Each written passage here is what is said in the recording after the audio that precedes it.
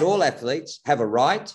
Many athletes feel they have a responsibility, and they have every right to be speaking out whenever it is that they're competing. Why? Is because the world faces so many global challenges right now that no industry is immune. No one on the planet is immune to having to do our part, each of us, to support these issues, whether it is religious censure and erasure of Uyghurs in Xinjiang, or whether it is climate action.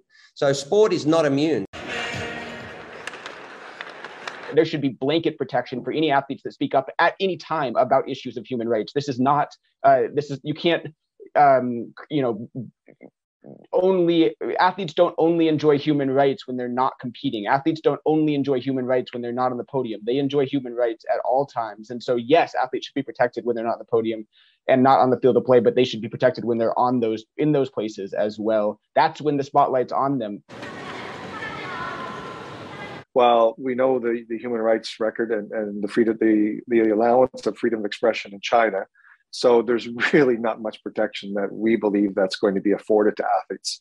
And the IOC has not come out proactively to indicate that we will protect and make sure everyone is safe that decides to speak up.